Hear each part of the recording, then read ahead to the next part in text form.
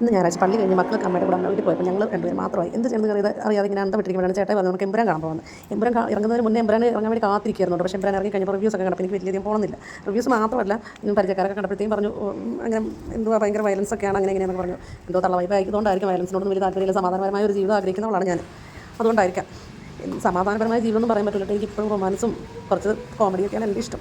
പിന്നെ എന്തായാലും ചേട്ടായുടെ നിർബന്ധമല്ല. ചേട്ടായിക്കാണെങ്കിൽ പൃഥ്വിരാജിൻ്റെ സംവിധാനം കാണണം പറഞ്ഞ് ഭയങ്കര നിർബന്ധം ആഗ്രഹമില്ലെങ്കിൽ ചേട്ടായുടെ കൂടെ പോയി. അങ്ങനെ ഞങ്ങൾ തിയേറ്ററിൽ 10 മിനിറ്റ് നേരത്തെ എത്തിയത് കാരണം തിയേറ്ററിൽ നടന്ന് കണ്ടു. തിയേറ്റർ കാണാനൊന്നും ഞങ്ങൾ ഇന്നും പോകുന്നത് ഞങ്ങളുടെ വീടിനടുത്തുള്ള തിയേറ്റർ തന്നെയാണ്. എന്നാലും വെറുതെ ഒരു ടെസ്റ്റ് പിന്നെ ഒന്ന് പോയി കണ്ട് കുറച്ച് ഫോട്ടോസൊക്കെ എടുത്തു. അത് കഴിഞ്ഞ് ഞങ്ങൾ നേരെ തിയേറ്ററിലോട്ട് കയറി ഒരു കുപ്പി വെള്ളവും കുറച്ച് ചിപ്സും ഒക്കെ വാങ്ങി തിയേറ്ററിലോട്ട് കയറി ഞങ്ങൾ എമ്പുരാൻ കാണാൻ വേണ്ടിയിരുന്നു പോയത്. അങ്ങനെ എമ്പുരാൻ കഴിഞ്ഞ് ഞങ്ങൾ തിരിച്ചിറങ്ങി. അവിടെ നിന്ന് തട്ട് കടയിൽ നിന്ന് ബിരിയാണി കഴിച്ച് തിരിച്ചു പോകും. എന്തായാലും പറയാനായിരുന്നു സിനിമ കഥയൊന്നും എനിക്ക് അത്രയും വലിയ ഇഷ്ടമായില്ല. ഞാൻ ലൂസിഫർ ഒന്നും കണ്ടിട്ടില്ലായിരുന്നു കേട്ടോ. ലൂസിഫർ കണ്ടിട്ടില്ലായിരുന്നു കേട്ടോ.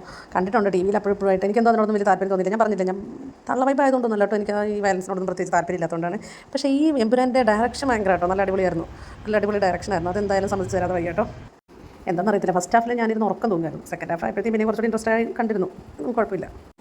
മക്കളെ കൊണ്ടുപോകാതിരുന്നതിന് മക്കൾക്ക് ചെറിയൊരു കുശുമ്പൊക്കെ ഉണ്ടായി. എന്നാലും ഇനി അടുത്ത് തുടരും എന്ന സിനിമ, അല്ലാണ്ട് സിനിമ വരുമ്പോൾ കൊണ്ടുപോകാൻ പറഞ്ഞ് അവരെ ആശ്വസിപ്പിച്ചു.